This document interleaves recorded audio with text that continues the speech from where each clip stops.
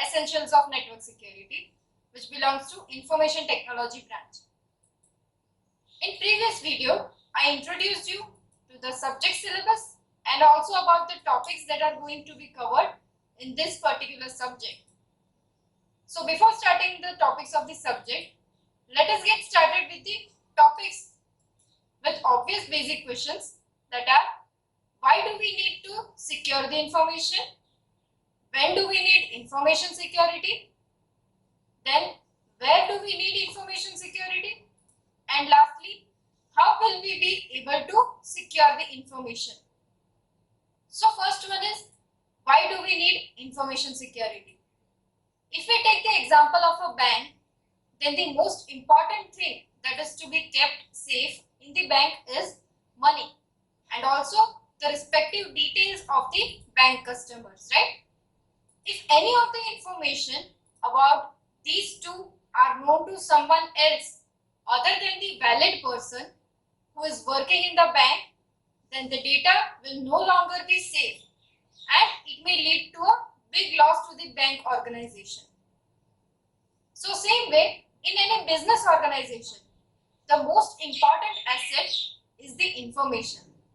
Information that it holds for any transaction or for any employee and also for the yearly outcomes of the organization.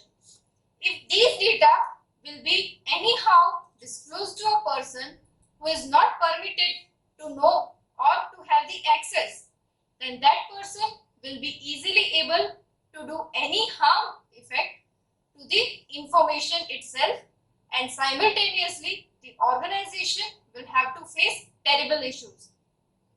So we need information security to reduce the risk of unauthorized or illegal information disclosure, its modification or destruction, which may belong to any individual or an organization. And if we include the information security concept in the business environment, then it will improve the way we do business by not allowing any of the information disclosure without our permission. Next question then arises is that how will we apply the security to our information?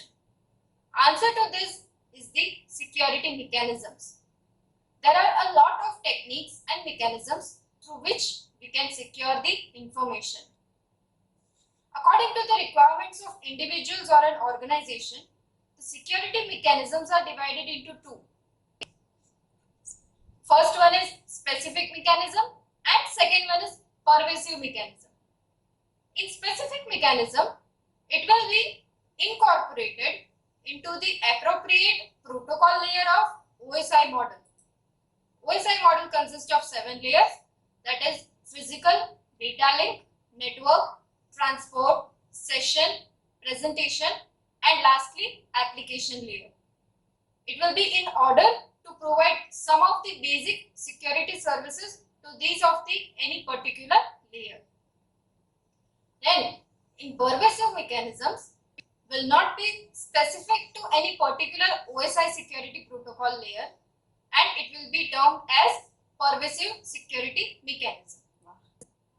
Also, the important thing that you will notice after knowing about these two mechanisms is that the specific security mechanism can be applied at internal level of a network, and for applying pervasive security mechanisms, any external or third party will be required for such activities. First, let us discuss about the specific security mechanism.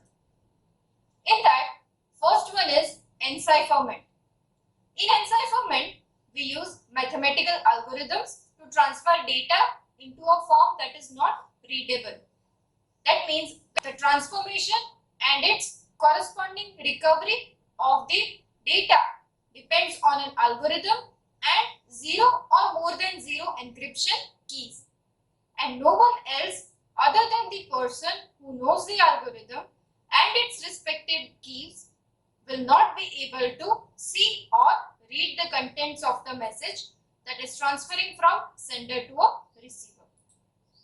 Next one is digital signature. Digital signature is a cryptographic transformation of of data that allows a receiver to prove the identity of source and the integrity of the data and protect against forgery or any other fraud. Third one is access control. In this, a variety of mechanisms are there which enforce to give the access rights or permissions to access the resources of a network. Fourth one is data integrity. It is used to ensure the integrity of a data unit or stream of data, which means the data will not be modified in the communication. Fifth one is authentication exchange. It is intended to ensure the identity of an entity by means of information exchange. For example, request message, response message, and then acknowledgement of both the above message. That is called three-way handshake mechanism. Sixth one is traffic padding. Whenever any network administrator observe any outsider who is listening or observing the data flow of the network, he will insert number of bits into the gaps in a data stream to frustrate the person who is doing traffic analysis or attempts. This is called traffic padding. Next one is routing control. This mechanism enables the selection of particular physical secure rules for the certain data and then allows routing changes whenever a breach of security is suspected. Last one is notarization. Notarization is nothing but making use of a trusted third party to assure that the data exchange is authentic and valid. So this was all about specific security mechanism. Now we will discuss the pervasive security mechanism. In this, the first one is trusted functionality. In this, the data is considered to be correct with respect to some criteria or rules. For example, if it is established by a security policy or security organization. Second one is security label. In this, it marks a bound or limit to a resource, which may be a data or information that describes the names or designates the attributes of that particular resource. Next is event detection. That means some security measures will be triggered when some detection of security breach relevant events have occurred in the network.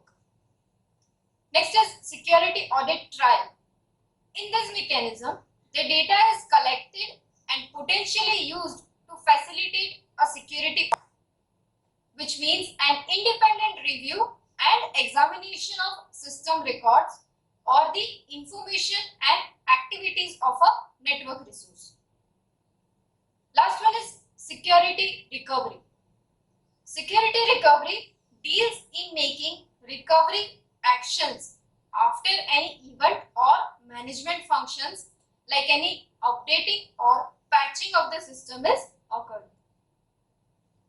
So this is how we are going to implement security, or we can see that these are the precautionary steps that can be used against security attacks. We will be discussing the types of security attacks that are happening to harm or destroy the data in our system in the upcoming videos. Now, before ending this session, I have mentioned list of questions which can be asked in 2 marks, and the list is as follows. First one, mention the types of security mechanism, then define encipherment. What do you mean by traffic analysis? Then who is known as a trusted functionality? Then define notarization, and last one is what is digital signature. All of these answers are to be mentioned in the description box.